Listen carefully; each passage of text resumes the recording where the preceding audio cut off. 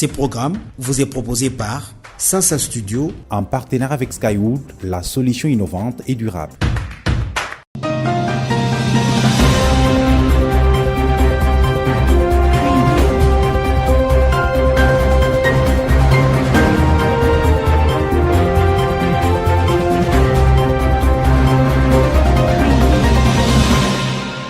Mesdames et messieurs, très heureux de vous retrouver dans le compte de Sansa Magazine, votre rendez-vous hebdomadaire d'information qui commence par les sommaires. Afin de rendre le milieu rural plus attractif, les gouvernements congolais mettent en place le projet d'appui au développement intégré de l'économie rurale, PROADER. Sansa Magazine. Situation carcérale très inquiétante dans la ville de Cabinda. Le centre de rééducation est abandonné à son triste sort. Focus sur la prison centrale de Loudimbi, c'est à suivre dans votre magazine. Rendre le milieu rural plus attractif, tel est l'objectif de l'atelier de l'imprégnation du projet d'appui au développement intégré de l'économie rurale lancé à Mbujimayi par le gouverneur Patrick Mathias Kabeya Matiabidi. Reportage. Aussitôt arrivé en Mbujimayi, le dimanche 9 avril 2023, après un long séjour en Europe, mais aussi à Kinshasa, le gouverneur de province Patrick Mathias Kabeya Matiabidi a procédé le lundi 10 avril au lancement de l'atelier de l'imprégnation du projet d'appui du développement intégré de l'économie rurale, PROADER. Cette cérémonie a eu lieu dans la salle de l'hôtel Kadje dans la commune de Bupemba, à Mbujimayi, chef-lieu de la province de Kasaï oriental. Ce projet est l'œuvre du gouvernement congolais, à travers son ministère de développement rural, mis en place dans le but de rendre le milieu rural plus attractif, a indiqué l'autorité provinciale. Il est également aussi, a-t-il renchéri, la promotion du développement du secteur privé et de l'entrepreneuriat agricole et rural, dans le but de favoriser la diversification et la valorisation de la production agricole. Le projet d'appui au développement intégré de l'économie rurale, PROADER en sigle, est un projet du gouvernement de la République démocratique du Congo, financé à travers le ministère du développement rural par le groupe de la Banque africaine de développement, BAD en sigle, en termes de dons et de prêts. Il vise à promouvoir une économie rurale dynamique et prospère par l'amélioration des investissements productifs et sociaux, afin de rendre les milieux ruraux plus attractifs et productifs, ainsi que la promotion du développement du secteur privé et l'entrepreneuriat agricole et rural dans le but précis de favoriser la diversification et la valorisation de la production agricole. Pour clôturer définitivement, le gouverneur de province a remis symboliquement des mototypes de thé aux ETD qui vont continuer la formation dans cet atelier.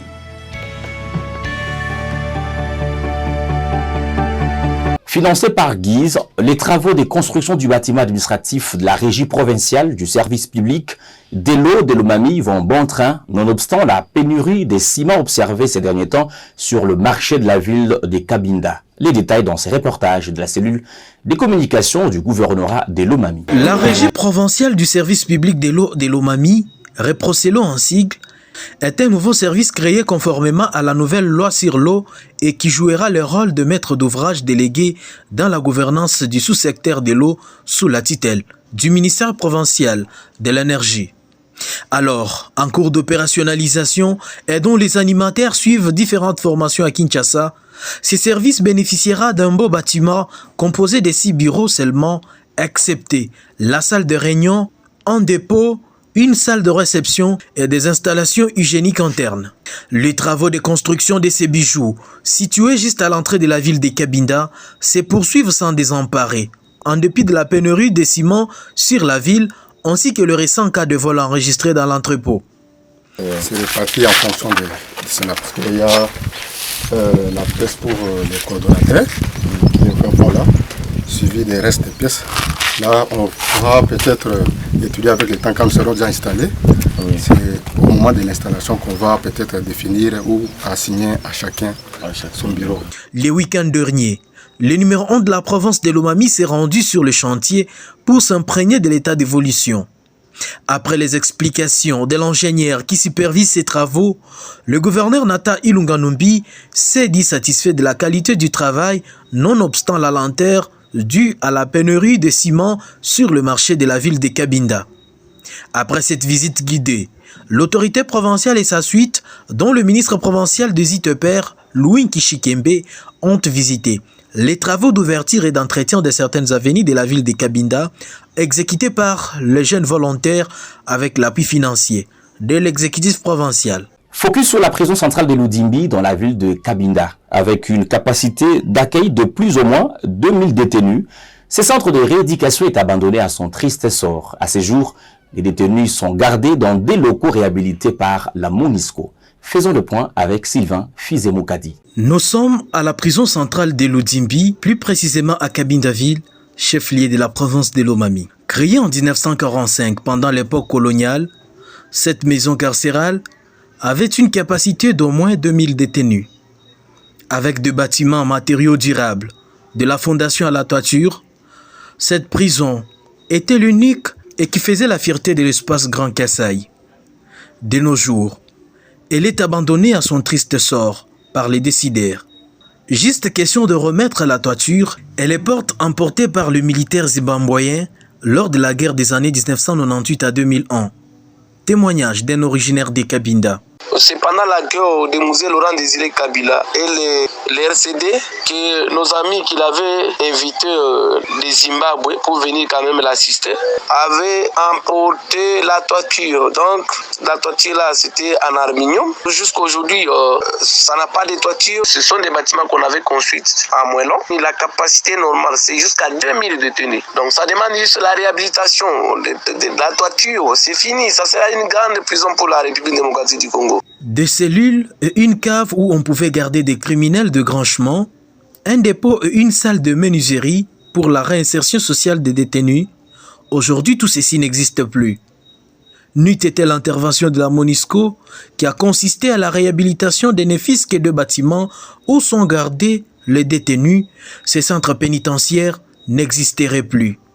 Faudra-t-il laisser ces murs s'écrouler? Non.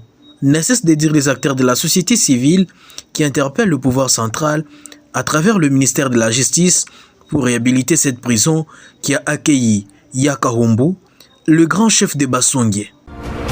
Skywood, la solution innovante et durable. De la promesse à la matérialisation, le président de la République, Félix Tshisekedi, a inauguré l'hôpital militaire du camp lieutenant Tchachi. Il s'agit d'un établissement destiné aux éléments de la garde républicaine, aux officiers, mais aussi à l'ensemble de la population congolaise.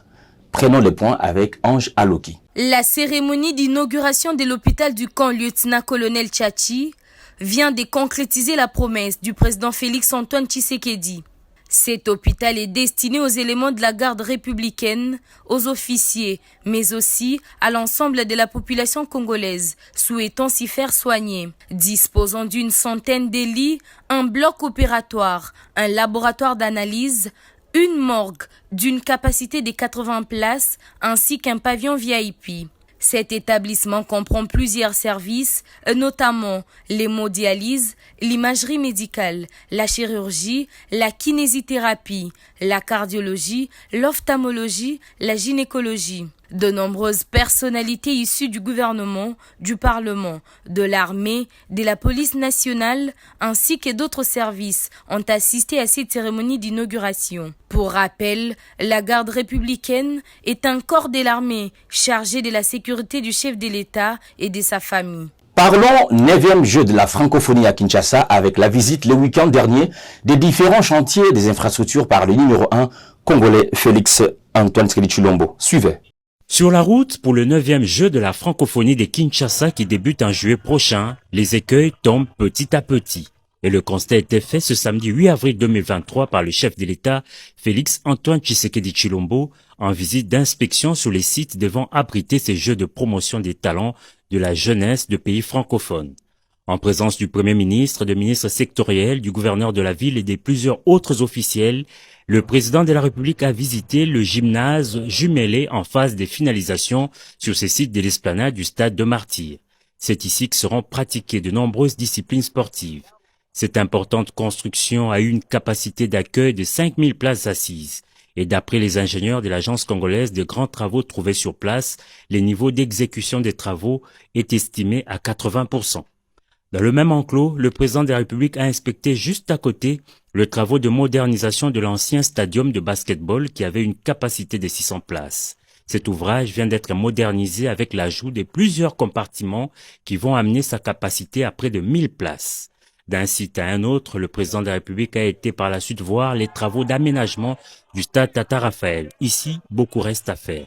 L'occasion a été donnée à Félix Tshisekedi d'exhorter les différents prestataires à plus d'abnégation et de célérité dans l'exécution des travaux.